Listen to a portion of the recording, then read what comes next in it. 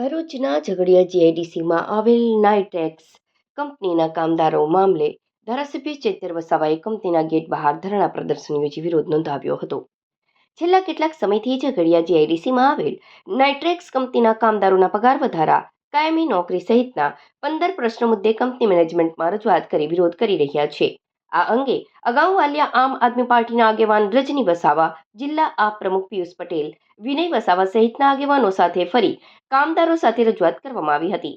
તેમ છતાં કામદારોને પ્રશ્નોનું નિરાકરણ નહીં આવતા આજરોજ ડેડિયાપાડાના ધારાસભ્ય ચૈતર વસાવા, ભરૂચ જિલ્લા આમ આદમી પાર્ટીના પિયુષ પટેલ, આગેવાન રજની વસાવા, સંદીપ વસાવા, જયેશ વસાવા સહિતના આગેવાનો અને કામદારોએ કંપનીના ગેટ બહાર મેનેજમેન્ટ સાથે ચર્ચા કરી હતી.